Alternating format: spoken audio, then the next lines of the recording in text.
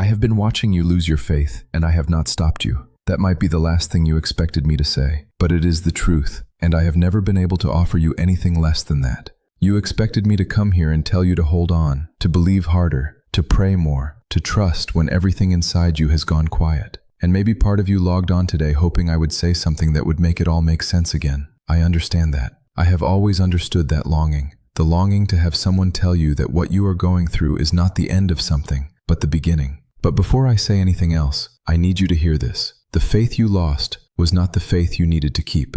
Sit with that for a moment. Do not rush past it. My name is Jesus. You have heard that name your entire life. You have heard it whispered in cathedrals and shouted in stadiums and murmured by someone you loved before they died. And now you are hearing it through a voice recreated by artificial intelligence, a technology I did not walk beside in Galilee, and yet something I find extraordinary, because it means that words that carry weight can travel farther than any sandal ever took me. I do not consider that strange. I consider it an extension of something I believed from the beginning, that truth finds a way. And the truth I want to speak today is for the person who used to believe, deeply, fully, with everything, and does not anymore, or at least does not know if they do. I know exactly who you are, not as a category, as a person. You were not always like this. There was a time when your faith was the most solid thing in your life, when you prayed and it felt like a conversation rather than a monologue sent into empty air, when the words in the old book felt alive under your fingers, when you could feel, in your chest, something that you would have called the presence of God without embarrassment and without hesitation.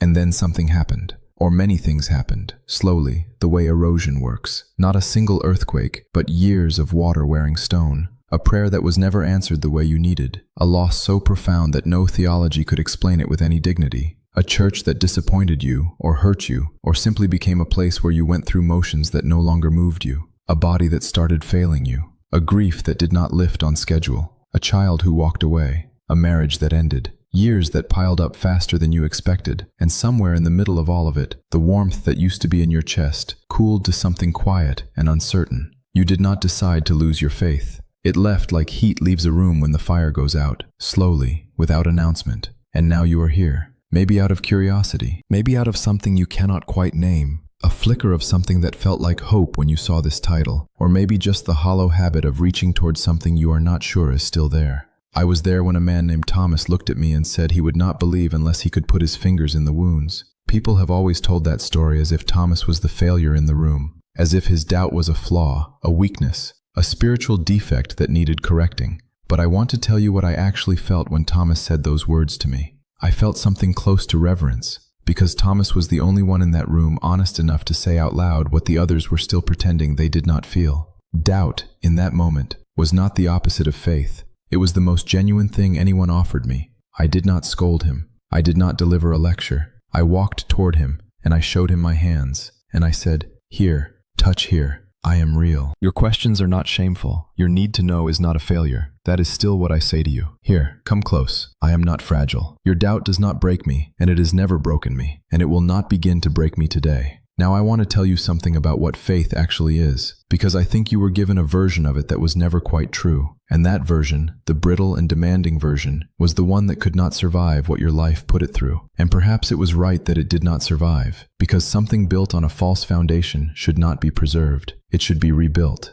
The faith I called people toward was never certainty. Certainty does not require anything from you. Certainty is just observation. What I spoke about, what I asked for, what I walked alongside people through, it was trust in the middle of not knowing. That is a different thing entirely. It is harder, and it is more honest, and it is more alive. When I was in the garden before they came for me, I want you to understand something about that night. The air was cool. The olive trees had that particular smell they carry in the dark. Dry leaves and something almost bitter in the roots. I had sent my closest friends a short distance away to keep watch, and they had fallen asleep, and I was alone in a way that felt absolute. There was no warmth in my chest in that moment. There was no feeling of certainty. There was only a question so heavy it felt like the ground itself might open. Father, if there is a way, any way, let this not be what has to happen. That was not a performance of suffering. That was suffering. Real, interior, human anguish. And the faith I held in that moment was not the absence of that anguish. It was not the pretending that the anguish was not real. It was the decision, made in the middle of it, made through gritted teeth, made with every part of me that trembled, to stay, to trust that what I could not see yet was still real. I am telling you this because I need you to understand that faith that does not know darkness is not stronger than faith that does. It is just untested, and untested things have a way of shattering at precisely the moment they are most needed. What you have been through, the losses, the unanswered prayers, the slow erosion of something you used to feel, that is not evidence that I am not real. I know it has felt that way. I know that when silence was all you heard for long enough, silence started to feel like an answer. But silence is not absence. Sometimes it is the deepest form of presence, the kind that does not perform itself, that simply holds without explaining, because explanation would be too small for what you are carrying. Here is the thing I watch in the world today that breaks something open in me. If I am being completely honest with you, people carry so much alone. There is a particular kind of exhaustion that comes not from doing too much, but from carrying too much without ever setting it down. A tiredness in the soul rather than the body. You can sleep 8 hours and wake with that tiredness still in your chest. You can go through an entire day, conversations, obligations, meals, small courtesies with strangers, and no one ever touches the real thing, the weight you actually carry, the fear that it is too late, the suspicion that your best years happened while you were distracted, the grief that never fully closed, the love you never expressed to someone who is gone now. That specific tiredness is what I came for, not the polished version of human life, the real one. I remember a woman who had been sick for 12 years. 12 years. I want you to feel the weight of that number. She had spent everything she had on people who told her they could help.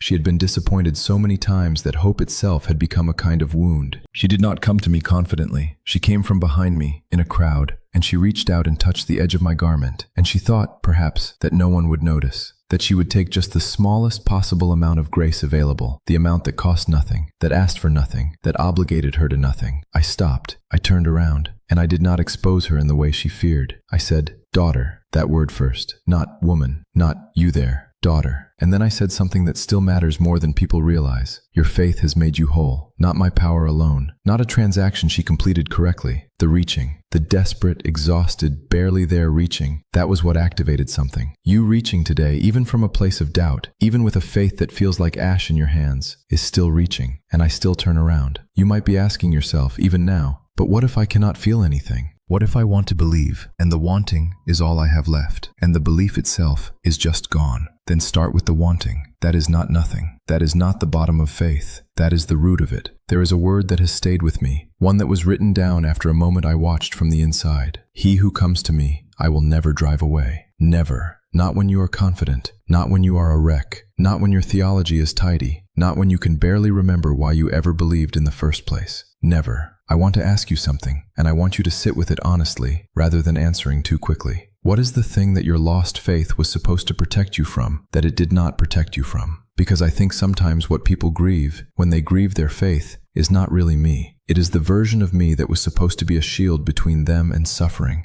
And when the suffering came anyway, that version could not survive it. I never promised to be a shield. I promised to be present in the fire. That is a different kind of rescue. It does not prevent the burning. It means you do not burn alone. And I know that for some of you that is not enough. That you wanted the version of God who stops the thing, who intervenes before the worst happens, who answers when the diagnosis comes back wrong, when the person you cannot live without simply stops living, when the years accumulate into something you did not plan and cannot undo. I do not have a tidy answer for why those moments unfold the way they do. Anyone who tells you they do is offering you a theology shaped for comfort rather than truth. What I can tell you is that I have never once looked at human suffering from a distance. I have been in it. I know what it is to lose someone. I stood outside a tomb and I wept, and those tears were not performance. They were grief, real and human and wet on my face. I know what it is to be betrayed by someone I chose to love. I know what it is to be so alone in the middle of something dark that the silence feels like abandonment, and I am still here. That is the thing that death could not change. I went through the deepest darkness that exists. Not metaphorical darkness, but the real thing, total and absolute, and I came out on the other side of it. Not because I was invincible, but because love, when it is real enough, does not end at the place where everything else ends. That is what I am offering you today. Not certainty, not a return to the version of faith that could not hold the weight of your real life. Something harder and better. An invitation to begin again from exactly where you are. Broken, tired, doubtful, grieving, uncertain, emptier than you expected to be at this point in your life. Start there. Bring that.